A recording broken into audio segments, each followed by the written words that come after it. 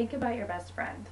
Remember all the secrets you have shared and all the connections you have built. Think about how different your life would be without this person, and now think about how you two met. To obtain a best friend, boyfriend, or even an acquaintance, we all have to endure the anxiety-ridden first introduction, the point when someone mysterious becomes someone familiar. This is the point everyone strives for.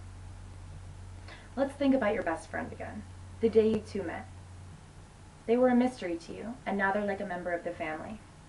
How did you get over that awkward beginning? Why did you choose to take the time to become their friend?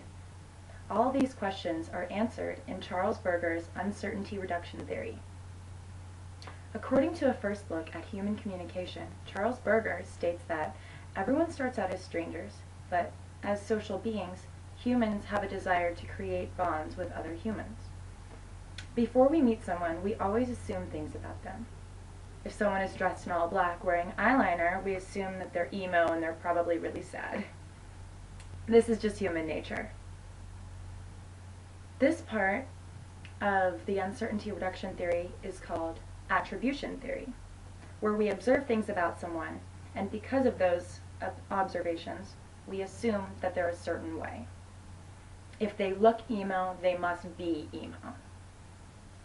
With all the initial assumptions about people, what makes us want to get past the awkward initial conversation? Charles Berger believes that there are three main reasons. 1. The anticipation of future interaction. We know we're going to see this person again, so we don't want the next time we see them to be as awkward as this one.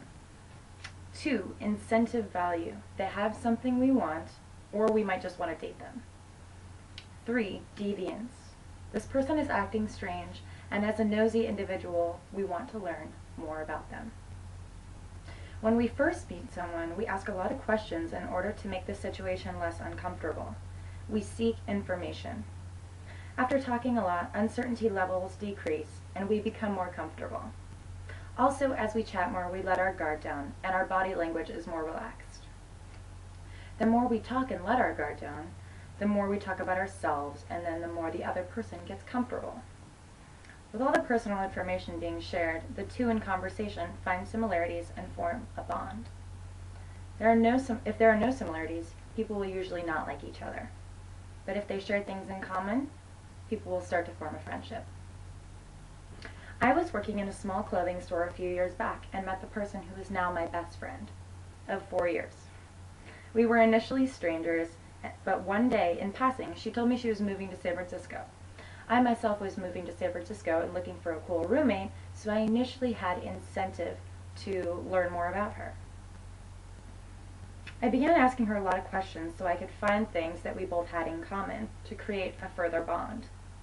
We both love fashion and music, and Perfect, she liked my favorite band. I invited her to one of their concerts, and our friendship grew. She wanted a nice roommate too, so there was also incentive on her end to continue the friendship. In line with Berger's theory, I wanted to know more about her, to make sure she wasn't a psycho. I asked her about her family and friends and hobbies, and everything seemed to check out okay. I'm also guilty of Berger's attribution theory, because I assumed many things about her that she didn't outright tell me. I saw that she had great fashion, so I assumed we would get along, because in the past, people who dressed like me usually acted like me too. After we both moved to San Francisco, taking the same plane out there, we eventually lived together for a while. To this day, she is still my best friend, and we started as strangers. I knew from the moment I met her that we would get along. I needed a roommate, so because I had incentive value, it fueled my interest in becoming her friends. Berger's theory is 100% accurate in my case. Now remember, if you need a roommate or even just a friend, assume what you want about them, ask a lot of questions, and be persistent in getting your way. In the end, the awkward beginning of relationships is always forgotten, and the comfortable part of the friendship makes everything worth it.